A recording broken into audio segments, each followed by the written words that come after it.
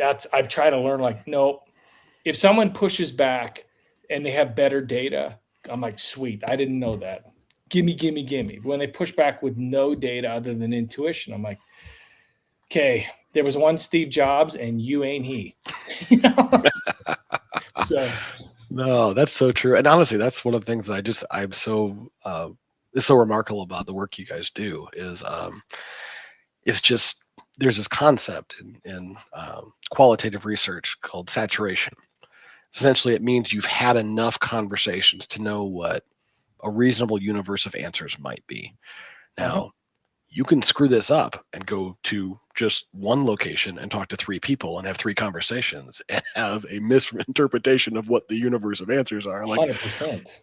we've seen it all the time. Like, And certainly bad execution, even if you believe the data, doesn't mean that your execution is going to be right. Can't help with that. But agree. And I think the other thing that you do such a great job with your organization does is just the consistent like reevaluation of those assumptions. Like we assume something in January, it's May. Those assumptions may be out the window. So we need to be like continuing to yeah, pull the marketplace to exactly. And understand. that's what we help our customers do, right? So it's not even us doing it anymore. We took our methodology, and then said, okay, we create a software ecosystem around it, an entire platform that allows anybody at anywhere in any vertical within healthcare, life sciences, whatever, like use it as a GPS system. Like know before you go, pull up your GPS and see, is there a traffic jam? Is there a faster route? Like, and you don't have to wait weeks and weeks and weeks to find out. Sometimes you can get enough data points in a week. Great. All right. Now do something else. Like why, with AI coming out here right now, it's who in their right mind would start an EHR company? Because I can tell you in 5 to 7 years, EHRs won't even be recognizable.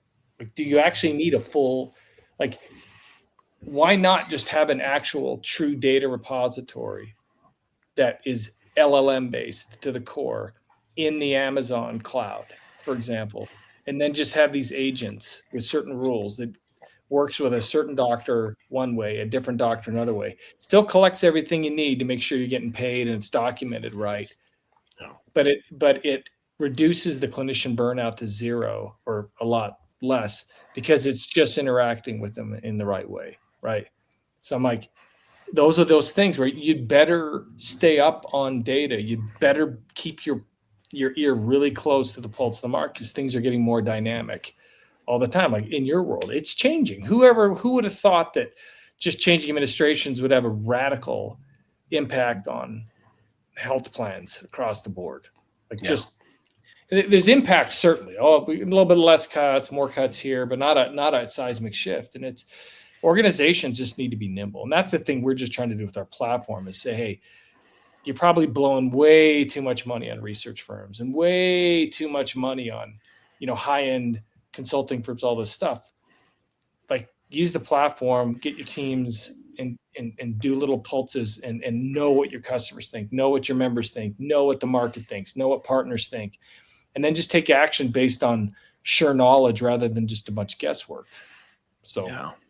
No, and that's where the value should be in healthcare. The result is a direct byproduct of the investment, and it's 2-3x what the investment was. it better be. No, it's Oh, exactly better that. be. Yeah, for sure, brother.